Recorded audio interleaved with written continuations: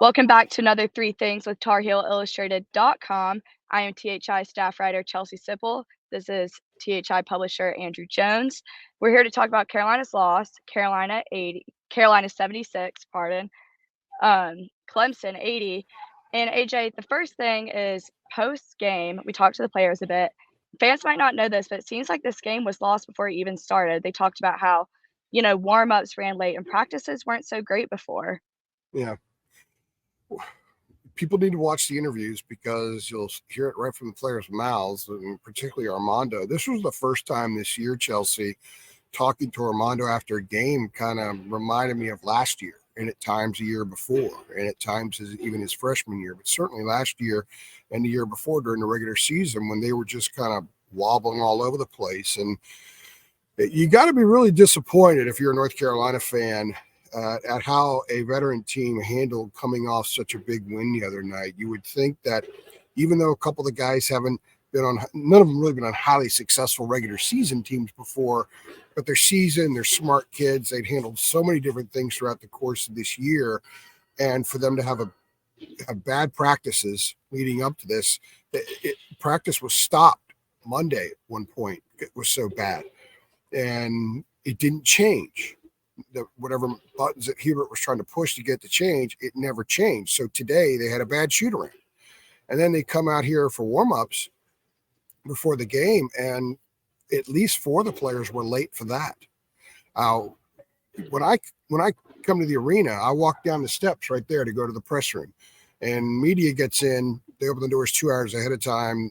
It's an hour and a half, I guess, for fans. And almost always when I come in here, one of the reasons I do this is to see which players are shooting around that early. Usually someone, a Trimble or a Wojcik or a Ryan or somebody is working with one of the student managers, and they're really working on their shot. They're working on some specifics. There was nobody out there.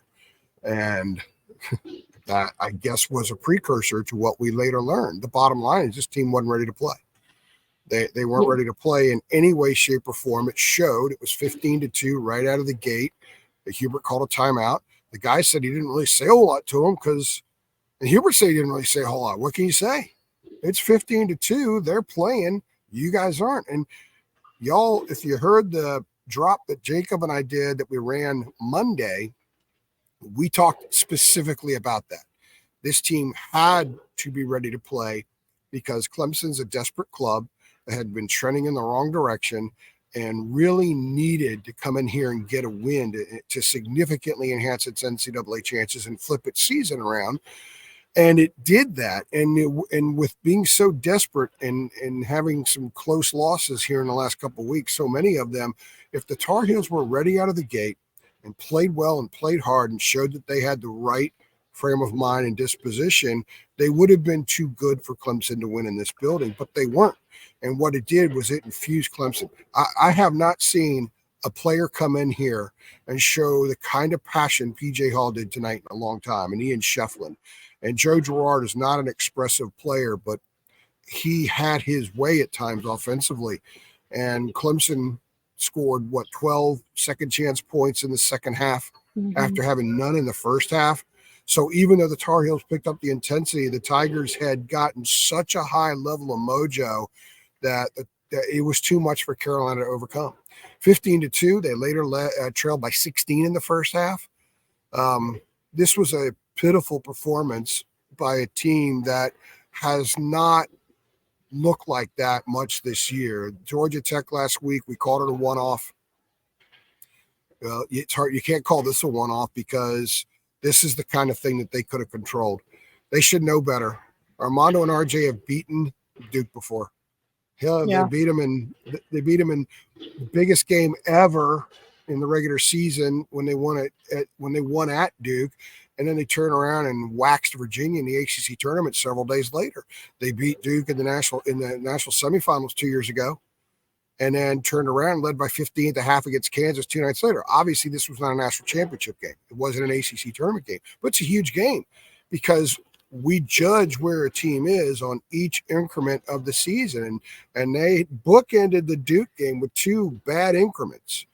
And the fact that this group wasn't ready to play, especially after the team meeting the other last week when they got back from Georgia Tech, you kind of figured A lesson was learned then, but it wasn't. So maybe a lesson was learned tonight, Chelsea, but the fact that they openly acknowledge that they weren't ready, and they weren't ready like when they woke up Sunday. This game was lost Sunday. It was lost Monday. It was lost all day Tuesday before the sun ever set and before the ball ever tipped off. And I asked Hubert in the press conference about that, about what the players said, and he didn't deflect anything. He didn't deflect it at all. I sense that for a man who says he doesn't get angry at his players, my thinking is that this was the closest that he has been to angry at them in a while. But more than that, deep disappointment.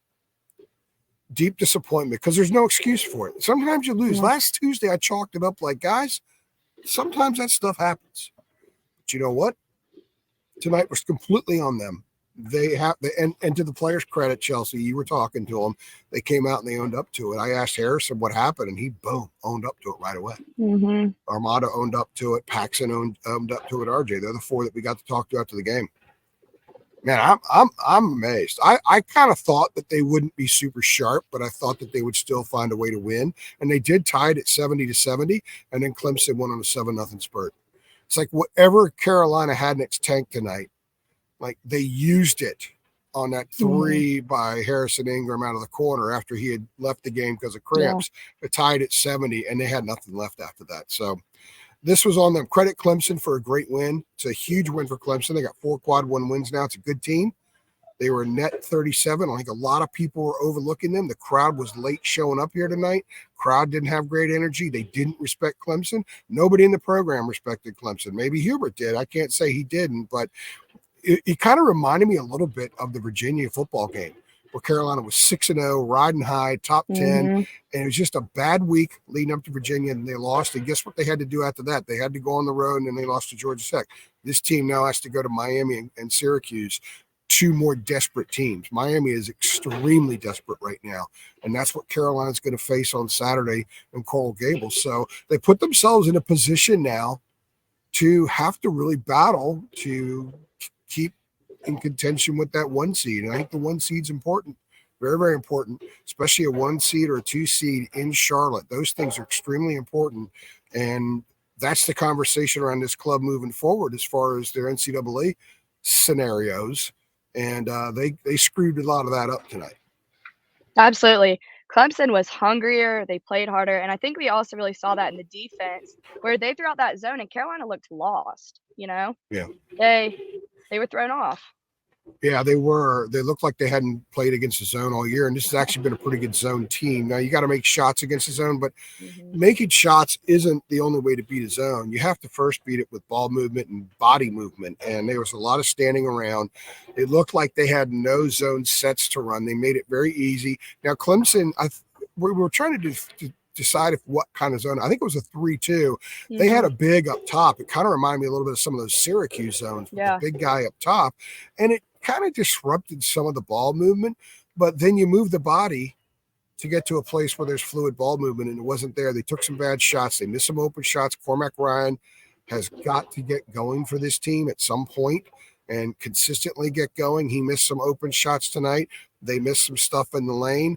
I mean, if it wasn't for Armando and honestly the lift that Paxson Wojcik gave him in the first half, this thing would have been totally out of hand by halftime, and it wasn't. But here's some numbers about the zone. So Wojcik hit a 3 in the first half to cut it to 23-17. Now Clemson led 15-2 and 17-4. So that 3 gave Carolina a 13-6 run on the night.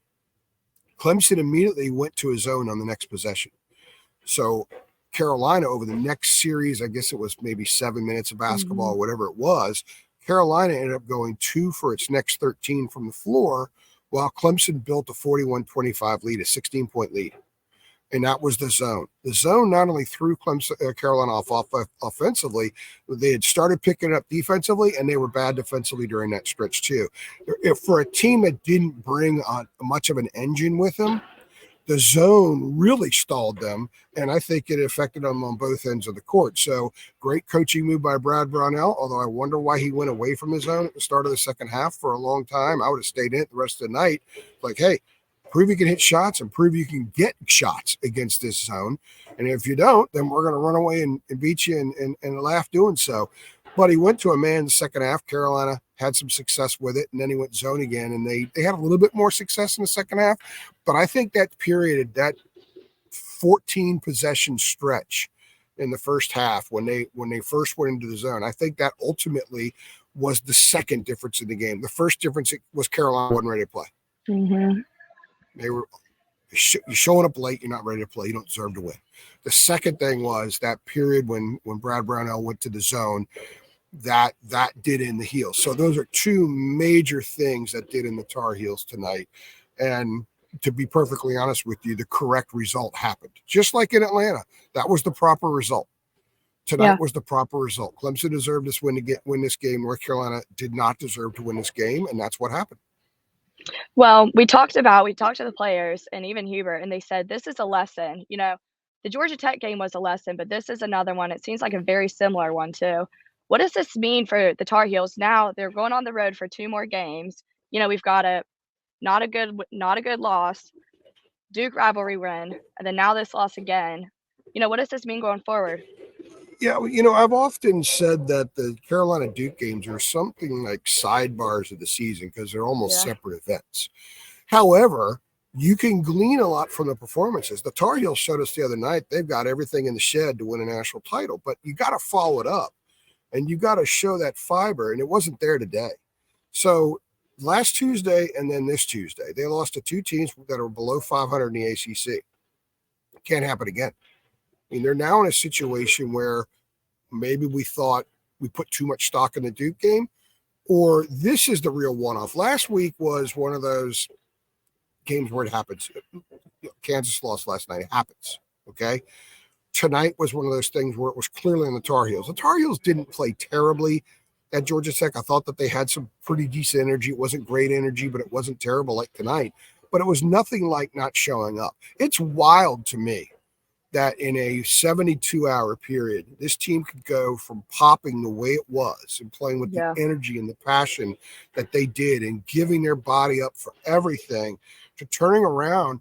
I'm not going to say it was indifferent, but, man, they played like they were wearing ankle weights. And they obviously approached this like they were sick. To me, that's just inexcusable. I've covered a lot of teams in my life, and often kids say they wanted it more and all that kind of stuff. And sometimes it's a deflection. Sometimes they think back in their mind where there was a loose ball that I could have gotten, I didn't get. Maybe I could have gone a little harder. So in their mind, they wanted it more. This was clearly a case where they wanted it more. And it wasn't just that Clemson wanted it so much, but what is surprising is that the Tar Heels approached it the way that they did.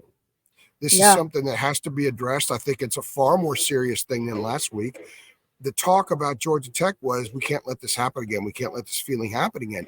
And a week later, they allowed it to happen. And not only did they allow it to happen, they set it up on a silver platter. Again, I don't want to take anything away from Clemson at all. The Tigers played really well. P.J. Hall's a dude. He's going to play in the NBA.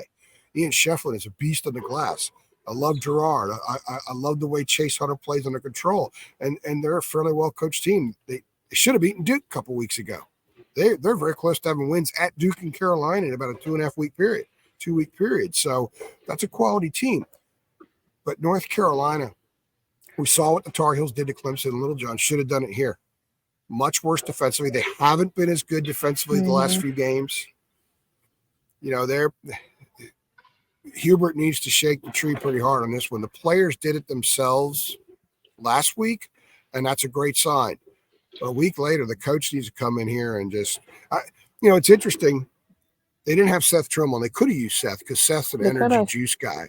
And the last time they were down by double digits in this building was FSU, and Seth was a big part of their press defense and their comeback and giving them vibrancy. He played 14 minutes that game, and he was plus 24 on the stat sheet.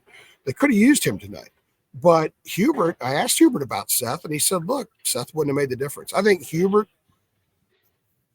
game, and I don't want to speak for him, I'm just telling you my interpretation of what I saw and heard was they weren't going to win, didn't matter. They weren't going to win. Not that he was thinking that during the game, but now in hindsight, they just didn't have it. Armando had a pretty good game. I thought Armando played with good vitality. He was quick. He was 20 for 23, 24 and 13. But the people who have criticized Armando here recently, there you go. He went 24 and 13. They still lost. So They needed stuff from other guys. They needed more from Ingram. What was it? RJ was 7 for 22 from the floor. There was a lot of forced shots, but there were a lot of forced shots by him tonight. You could see the frustration settling in. In fact, teams are defending him a little differently now. They're making it a little bit more physical. It's more difficult for him to get the ball, and it's disrupting things at times. And his shooting percentage has been down. They don't need him to go 7 for 22. That's not winning. That's not winning basketball. They need him to be closer to 45% or so from the field. And some of those missed shots should be shots for other guys, but he has to shoot the ball. People aren't getting open. He'll get you the ball if you're open. He had 5 assists tonight. So this was a really bad look for a team that really hasn't had bad looks. I'm surprised by this. I said earlier, Chelsea, I thought that there was a chance that they would come out with not great mojo, but they would find a way to get it done. But, and what's interesting is how good are they? Is that they did have this, and it was 70-70 with 4 minutes left. But Clemson then went on a 7-0 spurt. That edge, that next layer that the Tar Heels have shown that they have so often this year, and they did it in Littlejohn a month ago. They didn't have that tonight, and they didn't have it at the end of the game because they didn't have it at the beginning of the game. It never arrived in the building. It wasn't like they got a FedEx delivery in the middle of the game, and here comes the mojo. The mojo, they had to go in the locker room and open up boxes and drape themselves in mojo. They never had it, never showed up. Yeah. And they lost. So what does it mean? It means they have got to get their what's ready to go down and play an athletic team that's going to make them defend. They got to stop switching so much. They got caught in some awful switches tonight. And there were times that they switched on the perimeter when there was no need to switch. They've gone back to the switching a lot here lately. And it's no coincidence that some of the defensive metrics have gotten worse. They're a better team when they don't switch so much. There were times tonight when, shame on Clemson, we're not done with the ball to Ian Shefflin when RJ's on. There were times where he's falling to the ground because he's trying to box out PJ Hall. He should never be in that situation. So they got to clean some stuff up, and they got to look in the mirror and get pissed. It's okay to get pissed off, and it's okay to get pissed off and have composure while pissed off. And this team needs to do this because they did this to themselves and nobody else. I agree. Well, great takeaways, AJ. And to the viewers, if you're upset about this Carolina loss, or if you're a Clemson fan and you like this Clemson win, either way, support our coverage. This is TarHeelIllustrated.com. Again, I'm THI staff writer Chelsea Sipple, and this is THI publisher Andrew Jones. Thanks.